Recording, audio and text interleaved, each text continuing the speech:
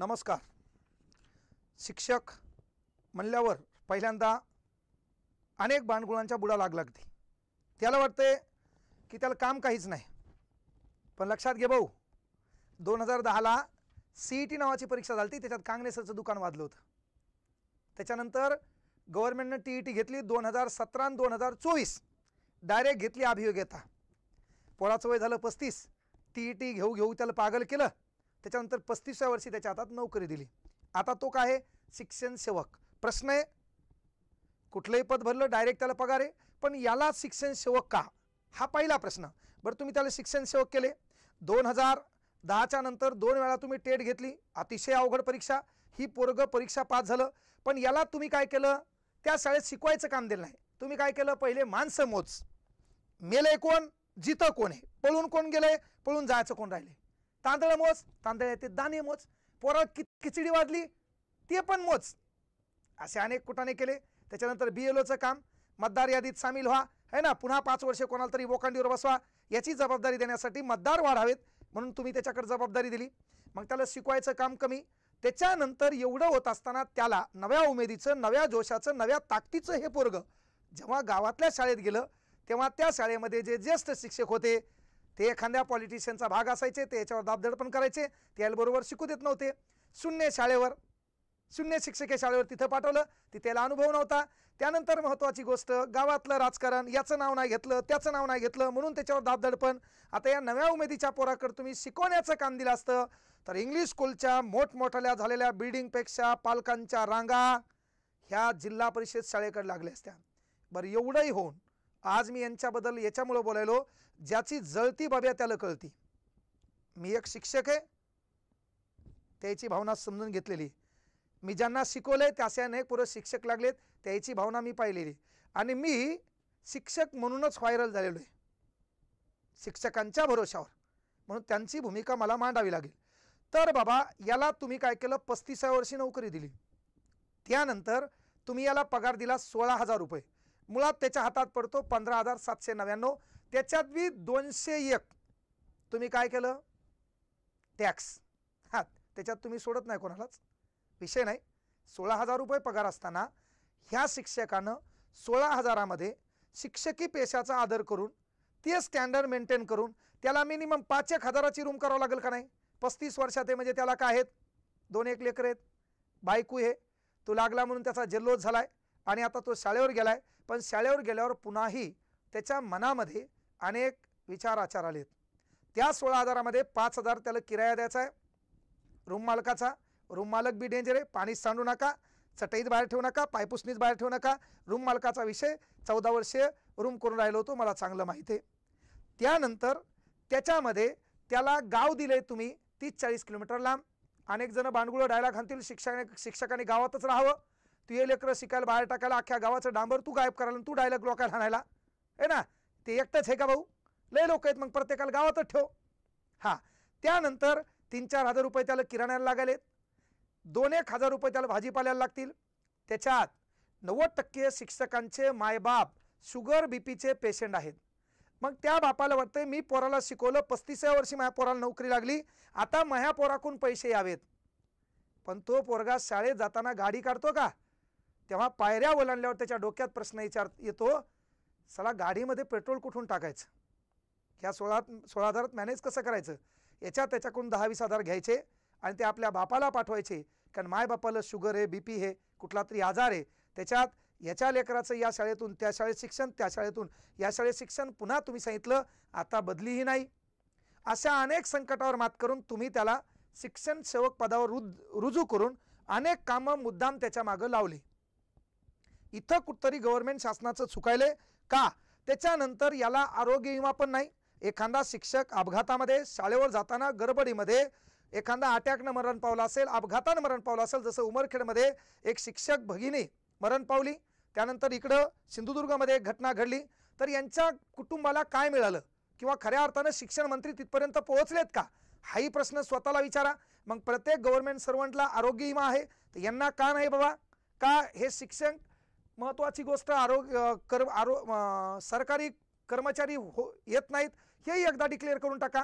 त्याच्यानंतर एवढं काम असून आरोग्य विमा तर त्यांच्या वाट्याला नाहीच, त्याच्यानंतर त्याला अनुभव नाही आणि अनेक संकट असताना मायबापाला शुगर बीपी आहे त्यांच्यासाठी देखील यांच्याकडे पैसा नाही. मग यांच्याकडे पैसा नसेल तर यांना वाटत असेल एवढ्या अवघड परीक्षा देऊन आम्ही शिक्षक झालो तर बाबा आपल्याला लेकरांना आगळा वेगळा न्याय द्यायचा आहे. पण न्याय देत असताना तुम्ही बिनाकामाचे कामं लावले आणि कामं लावत असताना हे शिक्षक आज भांडत असतील की शिक्षण सेवक पद रद्द करा, तर मी त्यांच्या वतीनं गव्हर्नमेंटला सांगलो हे पद तुम्हाला रद्द करावंच लागेल, हे नावच रद्द करावं लागेल. 2000ला हे कार्यक्रम चालू केला काँग्रेसनं, 16,000 पगार दिली बीजेपीनं, पण महागाई बी वाढवली तुम्हीच. मग त्या 16,000मध्ये मॅनेज कसं करायचं हे तुम्ही पहा. आमदाराचे पेन्शन कमी करा, वाटलं त्याचं थोडंफार मानधन कमी करा आणि ते पैसा थोडा या शिक्षकांकडे जाऊ द्या. यांना जर पैसा चांगला भेटला तर मनस्थिती चांगली राहील. वर्गात गेल्यावर हे लेकरांना काहीतरी चांगलं शिकवण्याचा प्रयत्न करतील. ज्या हरामखोरांनी शाळेची घंटी कारिगारी विकली, शाळेचं पत्तर गायब केले, त्याला गावातल्या शिक्षकाबद्दल शाळेबद्दल बोलण्याचा अधिकार नाही. तशा भिकारचोटांनी आगाव डायलॉग हाणू नाही. आणि म्हणून सर्वात महत्त्वाची गोष्ट आहे की या महागाईच्या काळात त्या शिक्षकाची वेदना लक्षात घेऊन त्याचा पगार वाढवावा, शिक्षण सेवक पद रद्द करावं. आणि आज पहिल्यांदा हे शिक्षक आपल्याला घडवतात. मी लहानपणी ABCD जे काही शिकलो ते एका शिक्षकानं शिकलो आणि आज त्यांच्यावर वेळ वाईट येत असेल तर त्यांच्यासाठी मला बोलावं लागेल, त्यांच्यासाठी त्यांच्या लढ्यामध्ये सहभागी व्हावं लागेल. आणि लक्षात घ्या का बाबा यांच्यासाठी लढायचंय, तर एक शिक्षक या नात्यानं गावाचं अख्खं चित्र बदलतो. 100%मध्ये 10% कुठं दलिंदर असतील, पण 90% चांगल्या लोकांचा विचार करा. आणि चांगल्या लोकांचा विचार करताना वाईट कमेंट करणारे लक्षात घ्या, तू तुझ्या गावाबद्दल तुझ्या घराबद्दल तूही नैतिक जबाबदारी पार पाडली का तरच तुला बोलायची ती लायकी आहे. म्हणून त्या शिक्षकाचा सन्मान करावा, कारण ज्या बोटानं तू मोबाईलवर टाईप करायला हे पण तुला एका शिक्षकानं शिकवलंय. आणि मग ज्या शिक्षकानं शिकवलंय त्या शिक्षकाचा आदर तुझ्या मनात असायला हवा. आज सातारा जिल्ह्यामध्ये 24 तारखेला ह्या शिक्षण सेवक पदाच्या समर्थनार्थ म्हणजे या पद रद्द व्हावं यासाठी जर पालक रस्त्यावर आला असेल तर कुठतरी शिक्षकाच्या चांगल्या कामाची ही पावती आहे.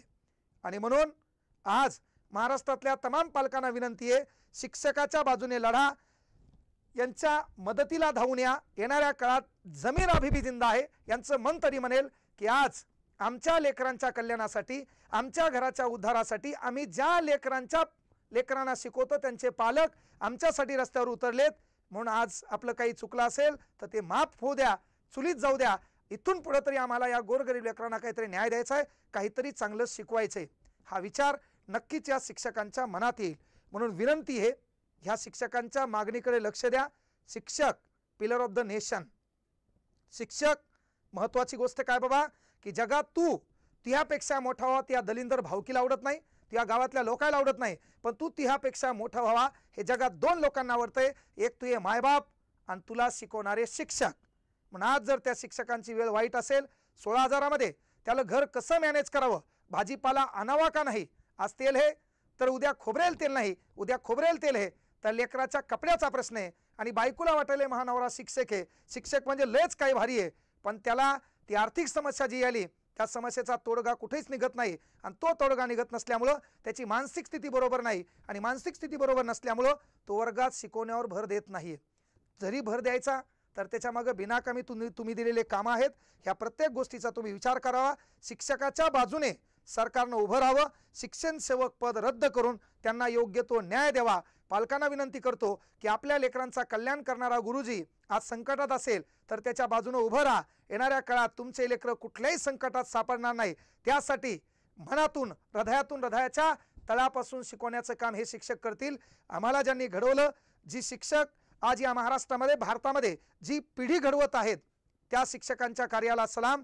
तुमच्या या लढाईमध्ये आम्ही आणि आमच्यासारखे जे शैक्षणिक क्षेत्रात काम करतात त्या सर्वच शिक्षकाच्या वतीने तुमच्या लढ्याला आमचा हातभार आहे, सहभाग आहे.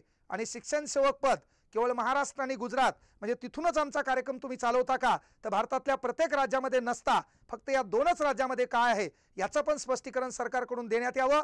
आणि शिक्षण सेवक पद रद्द करून या महाराष्ट्रातल्या पिढी घडवणाऱ्या गुरुजींना शासनाने न्याय द्यावा हीच कळकळीची विनंती. शिक्षकाची वेदना समजून घ्या.